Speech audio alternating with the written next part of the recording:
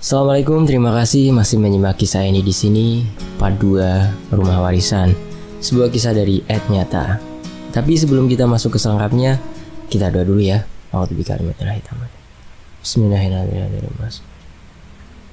Allahumma sholli ala sayyidina Muhammad sallallahu alaihi wasallam. Ini dia selengkapnya Part 2 Rumah Warisan.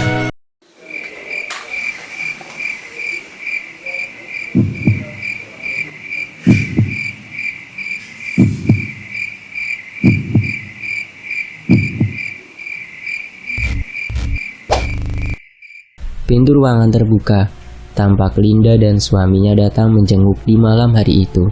Linda menyalin tangan Mukti. Raut wajah Mukti sedikit kecut menyambut kedatangan mereka. Ada perasaan tak enak dalam batinnya, apalagi kala dia mengingat dirinya dijadikan pelampiasan amarah Mbak Rina karena memberikan restu kepada Linda waktu itu. Tapi tak mungkin bagi Mukti untuk mengusir mereka di tengah keadaan istrinya Dewi yang memang membutuhkan support doa untuk kesembuhannya. Belum lagi Linda datang jua dengan perut yang membuncit. Sudah berapa bulan, Lin? Tanyanya. Jalan 7, Pak Le, jawab Linda sembari mendekatkan kursinya pada posisi ranjang Dewi. Linda tak banyak bertanya perihal keadaan Dewi atau kabar dari sepupunya. Malah dirinya khusyuk memijati kaki Dewi, layaknya ibu kandung sendiri. Mukti tersentuh dan langsung mengucapkan terima kasih kepada Linda. Dia juga malah bercerita panjang kali lebar mengenai semua peristiwa yang terjadi, dari pertengkarannya dengan Mbak Rina, ibu kandung Linda, dan Giman, hingga kejadian yang membuat Dewi tak sadarkan diri sampai sekarang. Aku takut, ucapnya kepada si bungsu Alfa. Wajah ini terlihat pucat, dirinya meringkuk sembari menyelimuti dirinya yang membuat Alfa semakin bertanya-tanya. Apa yang terjadi dengan kakaknya tersebut? Alfa coba beranjak dari kamar, mengecek apa yang ada di luar sana, hingga membuat Annie begitu ketakutan. Namun baru juga dirinya membuka pintu kamar itu, Annie berteriak, "Jangan Dek, jangan keluar. Kita di kamar saja. Kakak numpang tidur di sini malam ini ya." Pintanya memelas. Raut wajah Alfa mengkerut. "Enggak, kalau kakak nggak cerita aku nggak mau kakak tidur di sini," jawab Alfa ketus. Annie tertegun. Dirinya sempat menoleh kanan dan kiri. Lama dia terdiam seperti memikirkan hal yang sangat berat. Bibirnya tampak gemetar kala ingin memulai berbicara. Azan Isya berkumandang. Annie berniat untuk berwudu guna menunaikan sholat. Namun kala dirinya masuk ke kamar mandi dan membilas wajah, dari pantulan kaca, Annie melihat sosok Mbah dengan perawakan sangat mengerikan ada di belakangnya. Annie ketakutan. Tubuhnya gemetar. Bahkan dia tidak dapat menggerakkan kakinya untuk keluar dari sana. Dirinya pun semakin panik kala Mbah mencekik dirinya dengan sangat kuat. Sekuat tenaga dia berteriak, bahkan urat di lehernya tampak dengan jelas. Namun tak ada satu kata pun yang dapat keluar dari mulutnya. Untungnya Annie kembali mengingat niatnya untuk menunaikan sholat. Dirinya langsung membaca ayat suci dengan mata terpejam. Dan tak lama dari lantunan itu, sosok menyerupai Mbah menghilang dari hadapannya. Seketika itu juga dia langsung lari dan masuk ke kamar adiknya, Alfa. Mendengar apa yang dikatakan oleh Annie, membuat Alfa merinding. Nyalinya juga ikut menciut. Apalagi beberapa hari ini dirinya juga merasa melihat sosok wanita berpakaian hitam. Namun kala matanya mencoba menatap kembali guna memastikan, sosok itu raib tanpa jejak.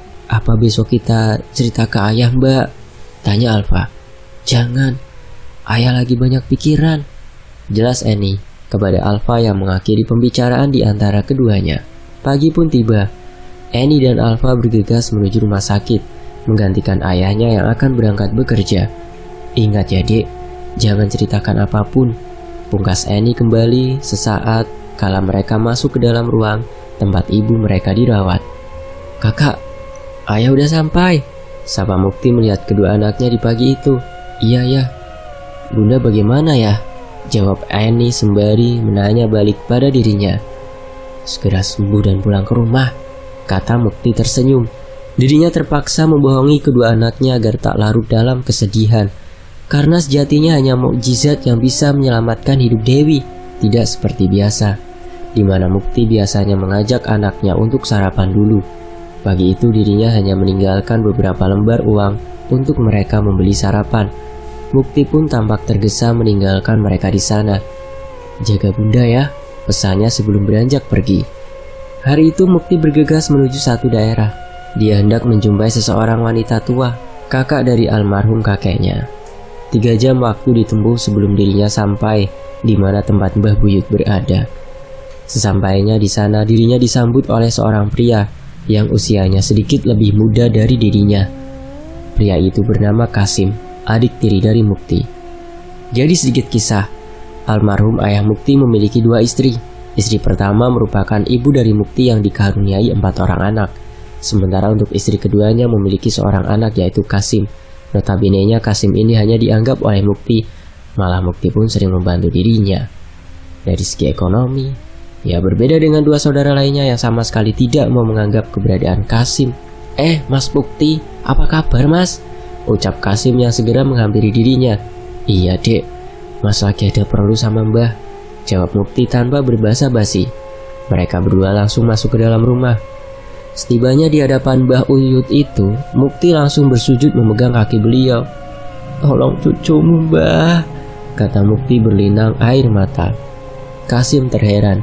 Begitu juga istrinya yang saat itu datang bergabung dengan membawa teh dan gorengan. "Mas Mukti kenapa?" tanyanya pada Kasim. Kasim terdiam, riak wajahnya mengkerut, menandakan dirinya pun tak mengetahui apa yang terjadi. Dirinya memonjongkan bibir, menandakan agar tidak pertanyaan lagi dari istrinya. Tampak Mbah melambaikan tangan, meminta Mukti untuk lebih mendekat padanya. Kemudian beliau mulai berbicara. Kasim dan istrinya tidak tahu apa yang mereka bicarakan, karena memang selain suara Mbah sudah mengecil efek dari usia. Mbah kala itu pun berbicara secara berbisik di telinga Mukti. Sesekali Mukti mengucap kata, "Nggih mbah," seraya menganggukkan kepalanya, seakan mengerti atau mungkin menyanggupi sesuatu yang disampaikan padanya. Kurang lebih 15 menitan pembicaraan di antara kedua berlangsung, dan seperti awal kedatangan, di akhir pertemuan itu pun, dirinya kembali berpamitan pulang dengan tergesa. Beberapa lembar uang 50 ribuan dia titipkan kepada Kasim adik tirinya. "Rawat mbah baik-baik ya," pinta Mukti sebelum berlalu meninggalkan tempat itu. Saat itu sudah jam 3 sore. Jauh meleset dari perkiraan awal, di mana dia berharap di jam 5 nanti sudah tiba kembali di rumah sakit. Keadaan hari itu cukup bersahaja. Langit biru dengan pancaran matahari menghiasi perjalanannya, hingga tak terasa sudah 2 jam dia memacu kuda roda 4 miliknya. Sebentar lagi sudah masuk lintas kota, pikir Mukti kala itu. Namun menjelang dia melewati batas jalur lintas itu, brak! Hantaman cukup keras menghajar kaca mobilnya. Cipratan meras ketika menutupi pandangan Mukti. Dirinya kaget dan sontak menginjak rem mendadak. Wajahnya seketika pucat dengan jantung berdebar hebat. Ditepikannya kendaraan, lalu dia turun guna memastikan apa yang ditabrak oleh dirinya tadi. Matanya sayu menatap sekitar. Sebelum satu pemandangan membuat dia tersentak. Dirinya melihat seekor anjing hitam terkapar sekarat di tengah jalan. Dipandanginya binatang itu sebelum matanya kembali menilik keadaan sekitar dengan seksama. Hamparan pepohonan dengan jalur datar tanpa ada rumah penduduk di sana. Bulu kuduk Mukti seketika bergidik. Firasatnya seakan merasakan hal buruk. Bukan hanya karena sekedar dia menabrak seekor anjing, tapi bagaimana bisa seekor anjing itu terbang dan menghajar kaca mobilnya dari arah atas. Seakan ada yang sengaja melemparkan binatang tersebut. Namun kembali, bukan pula itu yang membuat dia sangat ketakutan sore hari itu, sampai membuat dia tidak dapat menggerakkan kedua kakinya. Ucap Mukti terbantah, mencoba mengusir anjing hitam yang tadi sekarat. Binatang itu kembali berdiri dengan berlumur darah dan beberapa luka menganga. Namun tak ada kesan anjing itu seperti kesakitan, malah dia terlihat sangat beringas dan seakan menunggu waktu untuk menyerang Mukti. Anjing itu menyeringai dan menggonggong dengan kerasnya, sembari menunjukkan taring yang sedari tadi meneteskan liur kemerahan. Belum juga Mukti bersiap, binatang tersebut sudah berlari mengejar dirinya. Mukti terjatuh. "Ah!" teriak ringis kesakitan dari mulut Mukti. Anjing tersebut menggigit bagian bahu Mukti. Mukti langsung mencengkram erat leher anjing tersebut agar daging di bahunya tidak sampai tercabik. Sekuat tenaga dirinya mencekek, bahkan jaring Mukti menusuk mata binatang itu sampai terlepas. Namun bukannya membuat gigitan binatang itu terlepas, malah anjing tersebut semakin kuat mencabik bahu Mukti. Tampak baju Mukti terkoyak dengan luka menganga di bahu tersebut. Darah membanjiri wajah Mukti. "Lepas!" Teriak Mukti sembari beringas memukul kepala binatang itu yang membuat otak anjing itu bercecer. Dan anehnya hal itu juga tidak membuat hewan itu melepas gigitannya. Prak! Satu pukulan keras menggunakan kayu tepat mengarah ke arah perut anjing tersebut. Hantaman tersebut sekaligus melepaskan Mukti dari gigitan itu. Anjing itu lari dan menghilang begitu saja. Tinggallah Mukti yang masih meringis kesakitan dengan luka yang cukup dalam di bagian bahunya, serta seorang wanita yang menggenggam sebatang bambu kuning berukuran kecil yang berdiri membelakangi dirinya. "Terima kasih, Mbak," ucap dirinya terbata. Wanita itu membalikan badan, menampakkan wajahnya ke arah Mukti. Kembali Mukti tersentak. Kepalanya langsung terasa nyeri. "Sayang," katanya tidak mempercayai orang tersebut merupakan Dewi, istrinya. Wajah Dewi tampak pucat. Dewi memandangi ke arah Mukti dengan ekspresi datar dan tiba-tiba sosok Dewi menghilang. Sementara itu di sisi lain, di rumah sakit. "Mbak, ayah kok belum pulang?" gerutu Alfa kepada kakaknya. Dahi Eni mengkerut. Bingung harus menjawab apa. Diliriknya jam. Ada rasa was-was dalam hatinya. Sudah jam 11 tapi ayah belum juga kembali. Begitulah hatinya bertanya, sama dengan apa yang ditanya oleh adiknya. "Mungkin papa kerja dulu, Dek. Sabar ya, hari ini kita yang rawat bunda," ucapnya coba menenangkan suasana. Mereka tidak mengetahui bahwa ayah mereka saat ini juga sedang dirawat di rumah sakit akibat tragedi mengerikan yang tadi terjadi. Hanya saja, beberapa orang yang saat itu menyaksikan apa yang terjadi dan orang yang juga mengantarkan Mukti ke rumah sakit merasa ngeri dan sebenarnya enggan untuk membantu Mukti. Siang itu Mukti sejatinya tidak sendiri melintasi jalur tersebut. Sebenarnya ada beberapa pengendara lain yang ada di sana. Tapi entah kenapa Mukti tidak dapat melihat keberadaan mereka. Dan kejadian horor yang menimpa Mukti tidak pula dilihat oleh para pengemudi yang lain saat itu melintas di sana. Di hadapan mereka hanya tersaji pemandangan seseorang yang mungkin gila, Mukti itu, yang sedang meronta dan mencabik dirinya sendiri di tengah jalan. Singkat kisah, 2 hari lamanya Mukti tak sadarkan diri. Sesaat setelah sadar, dia langsung beranjak dari kasur rumah sakit dan hendak pergi dari sana. Tapi langkah Mukti dihentikan oleh suster yang berjaga, karena memang Mukti pun masih dalam kondisi yang sangat lemah. Sementara di rumah sakit seluruh anak Mukti sudah berkumpul. Hari itu Dewi kritis dan mungkin merupakan hari akhir dari hidupnya. Riak wajah mereka terlihat sedih, terlebih kedua anak wanita Dewi yang tak kunjung berhenti merintihkan air mata. Hari itu juga anak pertama Mukti membuat laporan ke polisi, karena hingga saat itu tidak ada seorang pun yang tahu akan keberadaannya. Dan di saat yang sangat menyedihkan itu, surat panggilan kembali menyambangi Mukti, masih dengan perkara yang sama, yaitu hak waris akan rumah tersebut. Hanya saja Mbak Rina kini yang menjadi pelapor. Berdua dia bersama Giman mengajukan tuntutan untuk kedua kalinya. Sore menjelang malam, keadaan kian rumit bagi keluarga Dewi. Mukti tak juga didapati kabarnya, sementara Dewi yang sedang dalam keadaan kritis. Riuh kesedihan semakin kencang menggema di lorong rumah sakit, membuat beberapa orang pria yang kala itu berada di sana menemani istrinya yang sakit merasa keheranan dan kemungkinan sedikit terganggu dengan keberadaan mereka. Pria itu keluar dari kamar yang dinaunginya melihat apa yang sebenarnya terjadi. Dia berpura-pura berjalan menghampiri keberadaan mereka sembari sesekali mencuri pandang akan sosok yang terkapar sakit di atas ranjang yang mereka tangisi. "Mbak Dewi," ucapnya sembari menatap dengan mata melotot. Dia tidak sedikit shock melihat mantan iparnya, dan beberapa orang yang menangis di sana adalah keponakan dirinya. Sosok pria itu bernama Rizal Wamanto, mantan suami dari adik bungsu Mukti yang telah tiada. Dulu sosok Rizal sangat akrab dengan Mukti, karena si bungsu memang sangat dekat dan manja kepada dirinya. Terlebih kala ayah mereka sudah berpulang. Muktilah yang menyekolahkan almarhum istrinya dulu, bahkan menjadi wali pernikahan mereka.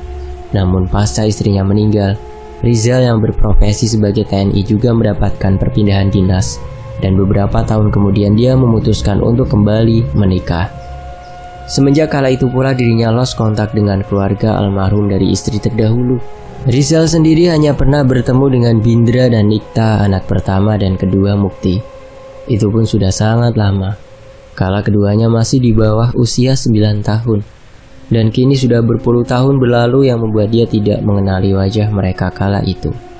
Selain itu Rizal juga tidak ingin terlalu banyak bertanya, karena memang kondisi yang tak memungkinkan. Selain dia juga harus merawat istrinya. Tidak adanya Mukti dan Bindra sudah pasti membuat dirinya canggung. Tak lama dia di sana, setelah memberikan doa dan tutur sapa kepada keponakannya itu, dia kembali masuk ke dalam ruang tempat di mana istrinya dirawat. Kala itu dirinya tidak memperkenalkan diri, yang membuat tidak ada seorang pun dari anak Mukti yang ingat padanya. Bahkan Nikta pun tidak lagi mengenali wajah pamannya tersebut. Rizal duduk di sofa ruangan. Dilihat istrinya masih tidur dengan pulas di ranjang rawat. Dia tersenyum, sedikit bernostalgia mengingat kala dulu dirinya menemani hari terakhir almarhumah sang istri. Hatinya kembali gundah. Dia merasa bersalah karena sudah lama tidak bersilaturahmi ke sanak saudara almarhumah istrinya. "Apa kabarmu, Mas Mukti?" tanyanya sendiri, sembari beranjak kembali keluar menuju ke tempat Dewi dirawat. "Tok tok, permisi," ucap Rizal sembari membuka perlahan pintu itu. "Iya masuk Pak," jawab Nikta mempersilahkan dirinya masuk. Berbeda dengan pertama kali tadi, dia masuk. Kali ini dia langsung memperkenalkan diri. "Nikta ya? Masih ingat dengan Om gak?" katanya yang membuat kelima anak Mukti yang pada saat itu ada di sana langsung menoleh ke arah Rizal. Nikta terdiam. Dia sudah tidak lagi mengingat sosok Rizal. "Ini Om, suaminya tante kamu," jawabnya yang langsung mengingatkan Nikta. Singkat kisah, banyak informasi yang didapatkan oleh Rizal dari keponakannya tersebut. Bahkan dari mulut Nikta juga Rizal mengetahui masalah besar yang terjadi di keluarga Mukti. Namun Rizal hanya memposisikan dirinya sebagai pendengar saja. Rizal juga sempat kaget kala mengetahui bahwa Mukti sudah 2 hari ini belum kembali. Lama dia berbincang, malah Bindra pun yang tadi pergi guna mencari ayahnya juga telah kembali dan bertemu dengan omnya tersebut, dan membuat waktu berputar dengan cepat. Hingga satu panggilan dari suster yang tiba-tiba masuk ke dalam ruangan itu memaksa Rizal harus kembali ke ruang istrinya dirawat. Namun dari pertemuan itu juga yang mungkin membawa penyelesaian pada masalah kesehatan Dewi. Keesokan harinya sekitar jam 1 siang, Rizal kembali menjenguk Dewi. Dirinya membawakan buah dan makanan yang cukup banyak, karena memang dia berniat untuk membagikan kepada keponakannya kala itu. Tapi hal yang menarik ialah dia tidak datang sendiri. Ada seorang pria lain yang diajak olehnya. "Maaf, Om tidak bermaksud lancang. Tapi kalau memang benar apa yang kalian ceritakan, mungkin teman Om bisa membantu," ucapnya sembari memperkenalkan sosok yang ikut bersama dirinya. Pria itu bernama Ismail, salah satu anggota TNI yang memiliki ilmu kebatinan. Beliau merupakan bawahan dari Rizal. Rizal sengaja menyuruh dia untuk datang ke rumah sakit tersebut untuk mengecek perihal masalah gaib. "Jika apa yang kalian katakan benar, mungkin Mas Ismail bisa menolong Mbak Dewi," jelas Rizal kepada mereka semua. Tanpa menunggu kata iya dari kelima anak Mukti, Ismail langsung berjalan mendekati Dewi. "Isinya Mas, Mbak," ucapnya sembari tersenyum. Ismail sebenarnya sudah gatal karena dari tadi dia ingin memukul sosok pocong hitam yang berdiri di atas dada Dewi. Tangannya mengepal, dia menutup mata. Terlihat bibirnya seperti menuturkan ayat atau mantra. Tak lama berselang Ismail membuka matanya. Tangannya melayang tepat di atas tubuh Dewi seperti hendak memukul sesuatu. Dan kala tangan itu berayun, terdengar suara hentakan nafas Dewi yang terdengar seperti seseorang yang sedang kaget. Sosok pocong hitam itu sudah menghilang dari hadapan Ismail. Namun Dewi tak serta-merta sadar dari komanya. Ismail mundur ke belakang. Dirinya mendekat ke Rizal. Ismail membisikkan sesuatu kepada Rizal yang seketika jua membuat riak wajah dirinya berubah. "Sebentar ya nak," kata Rizal lalu pergi keluar bersama Ismail kala itu. Tak lama berselang, Rizal kembali masuk ke dalam ruangan, namun tanpa Ismail. Ada hal penting yang sebenarnya tadi disampaikan Ismail pada dirinya. Hanya saja kembali Rizal merasa belum memiliki kapasitas berbicara lebih, karena dia pun tidak sejatinya memiliki bakat spiritual. Rizal hanya berpesan semua akan segera membaik. Di hari itu juga, tepatnya menjelang sore, ada seorang pria lain yang datang menjumpai kumpulan keluarga Mukti di sana. Pria itu merupakan OB rumah sakit tempat Mukti dirawat. Mukti meminta tolong kepada dirinya agar datang ke sana guna memberitahukan mengenai kondisi dirinya saat ini. Tangis kedua anak wanita Mukti kembali pecah kala itu. Namun semua tetap bersyukur karena setidaknya Mukti masih dalam keadaan bernafas. Dan di sore itu, Bindra, seorang yang pergi menuju rumah sakit tempat Mukti dirawat. Sementara Nikta, Eni dan Alfa setia berjaga di rumah sakit tersebut. Untuk Hamdan putra ketiga dan Hamdan putra keempat pulang ke rumah guna mempersiapkan kebutuhan, terutama pakaian ganti untuk kedua orang tua mereka, di mana nantinya Hamdan akan kembali ke tempat Dewi berada. Sementara Hamdan akan menyusul Bindra ke tempat ayah mereka. Hamdan dan Hamdan tiba di rumah. Hamdan turun guna membuka gerbang rumah, sementara Hamdan yang kala itu masih stay di atas motor yang mereka kendarai. Agak lama Hamdan membuka gembok tersebut, dan setelah dirinya berhasil membuka pagar, Hamdan menyuruh Hamdan untuk memasukkan motor ke dalam rumah. "Mas, oi, mas!" teriak Hamdan kepada saudara kembarnya tersebut yang entah kenapa pada saat itu mematung. Hamdan terdiam sembari menatap lurus ke arah satu arah. Riak wajahnya memucat, dahinya berkeringat. "Mas!" teriak Hamdan kembali sembari menepuk bahu Hamdan. "Ah!" teriak Hamdan menggema, nafasnya terdengar kasar. "Kamu kenapa, Mas?" tanya Hamdan kembali. Hamdan tersadar, dirinya terasa lemas, bulu halus di tubuhnya masih berdiri, dirinya merinding hebat. Bagaimana bisa pandangan matanya sejenak berubah? Tidak ada rumah tempat tinggal mereka. Saat itu Hamdan melihat rumah itu berubah menjadi area pekuburan. Dan yang membuat dia semakin ketakutan, di tengah-tengah kuburan tersebut berdiri sosok Mbah beserta kedua orang tua mereka. Wajah tiga sosok itu pucat. Mereka menatap Hamdan datar, dan lebih gilanya lagi, sosok Mbah yang saat itu berada di tengah melambaikan tangan seakan memanggil dirinya. Hamdan melihat daging mereka busuk. Belum lagi bola mata ibunya Dewi yang terlepas, yang sontak membuat dirinya kaget. Seketika itu juga ketiga wajah sosok demit itu menjadi sangat mengerikan, menghitam dan penuh borok. Mas, ditanya diam saja," gerutu Hamdan yang masih terheran karena belum mendapatkan jawaban dari Hamdan. Enggak, ayo buruan, biar kita cepat balik ke rumah sakit," jawab Hamdan yang enggan menceritakan kejadian mistis yang baru terjadi. Hamdan dan Hamdan akhirnya masuk ke dalam rumah. Hamdan langsung memilah kebutuhan untuk kedua orang tuanya tersebut. Namun beda halnya dengan Hamdan, dia hanya mengekor saudara kembarnya tersebut, yang membuat Hamdan sedikit jengkel kepadanya. "Mas, kenapa sih?" gerutunya memasang wajah kesal. "Kamu gak denger, Dan?" tanyanya menjawab pertanyaan Hamdan tersebut. "Dengar apa? Udah deh, jangan mengada-ada," kembali ucapan ketus terlontar dari mulut Hamdan. Mendengar jawaban itu, Hamdan tidak lagi mau melanjutkan pembicaraan. Dirinya malah memasang wajah datar dan menyuruh Hamdan saja yang berkemas, yang membuat Hamdan semakin kesal padanya. Hamdan masih mencoba melawan rasa takutnya, karena sedari mereka masuk ke kamar kedua orang tuanya, dia mendengar suara parau yang sedari tadi memanggil namanya. Suara itu terus menggema di telinga Hamdan, dan sialnya, Hamdan malah tak mendengarnya sama sekali. Hamdan masih khusyuk memilah baju untuk beberapa hari ke depan, sementara Hamdan yang berjarak hanya beberapa langkah dari adik kembarnya itu hanya mematung memandang arah pintu. Dirinya ingin sekali untuk beranjak melihat siapa yang memanggilnya. Dia meyakini sosok itu berdiri di samping pintu kamar tersebut, dan benar saja, mata Hamdan terbelalak. Dia berteriak kencang ketika seuntai tangan keriput terlihat merayap di sisi kusen pintu itu. Kam, lihat, ucapnya terbata, namun tidak ada balasan dari Hamdan. Sekalipun Hamdan sudah keras berbicara, Hamdan menoleh ke arah Hamdan berada, sama seperti dirinya. Hamdan pun ternyata sudah mematung dengan kaki yang gemetar. Terlihat rambut panjang menjuntai dari atas kepala dan menutupi wajah Hamdan. Hamdan menoleh ke sumber rambut itu. Didapatinya sosok almarhumah mbah mereka berdiri dengan kaki menapak ke langit-langit kamar. Sosok mbah tersenyum tipis yang membuat gigi hitam busuk tampak dari dalam mulutnya. Dirinya menyeringai, semakin membuat wajah Hamdan memucat. "Kembalikan rumahku," ucap sosok menyerupai mbah berkata ketus kepada mereka. Hamdan segera menarik tangan Kamdan.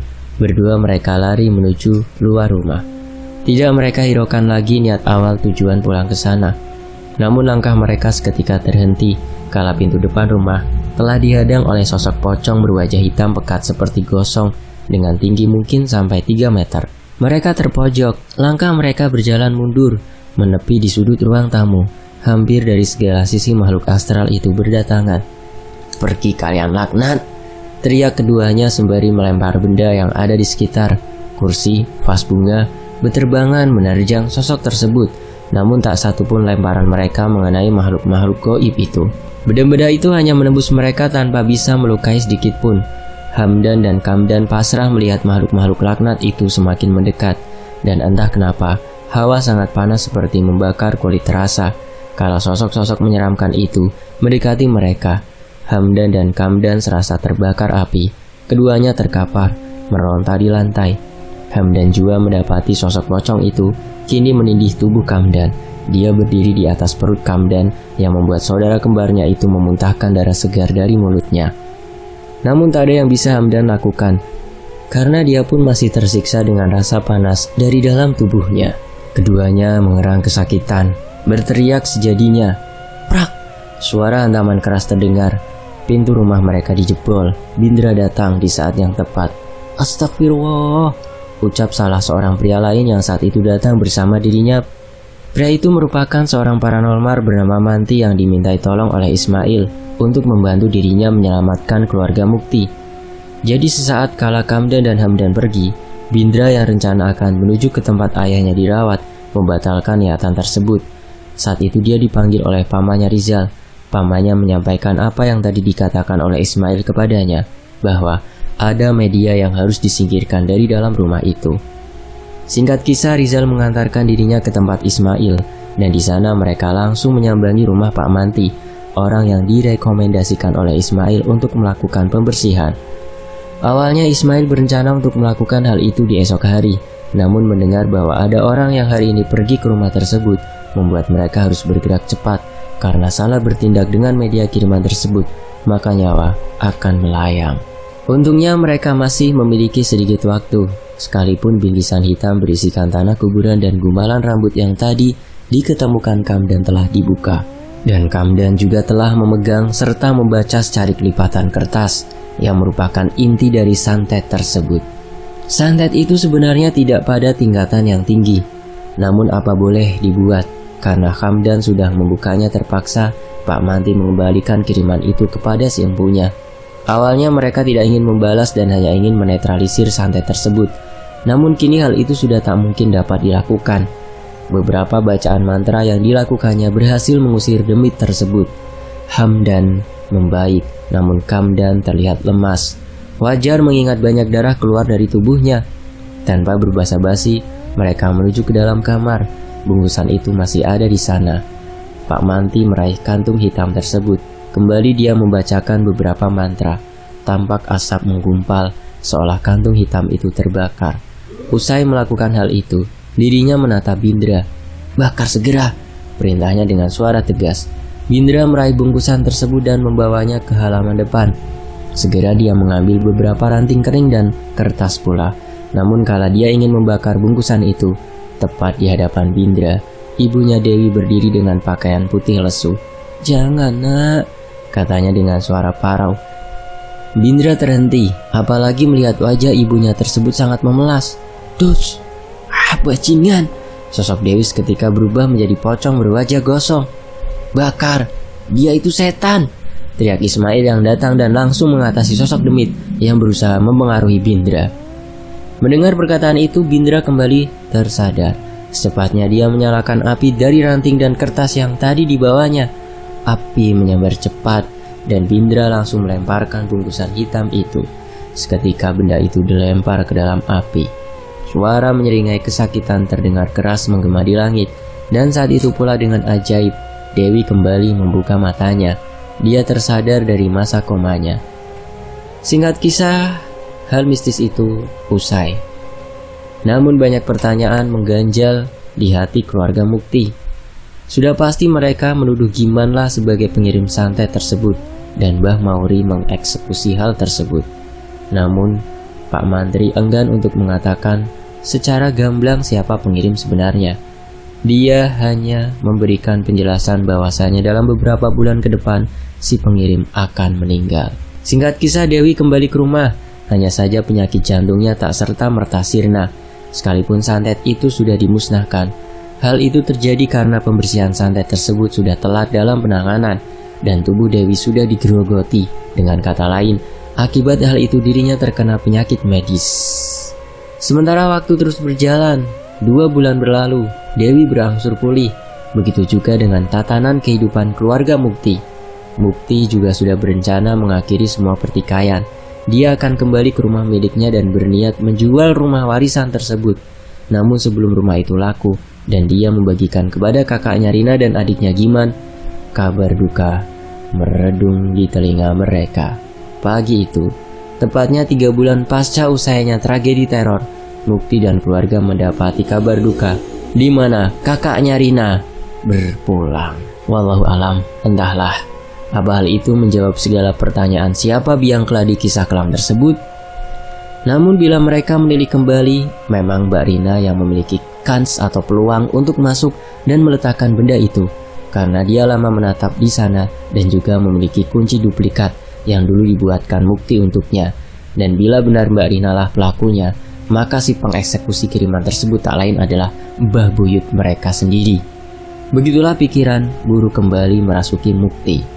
Ada beberapa hal yang membuat Mukti dapat berkata demikian.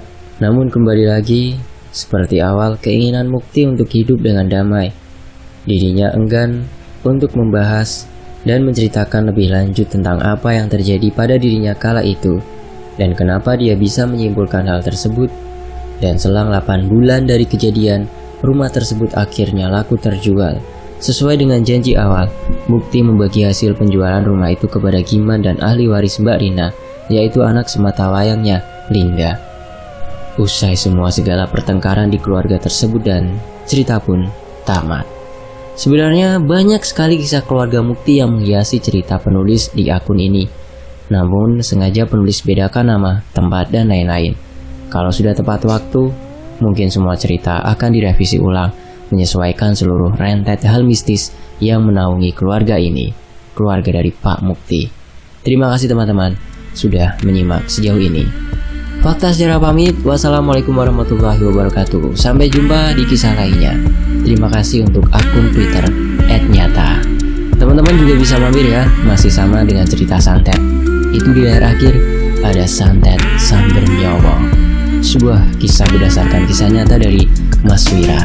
Mampir ya, tinggal disentuh saja di layar akhir, nanti otomatis menuju channel cadangan admin tersebut.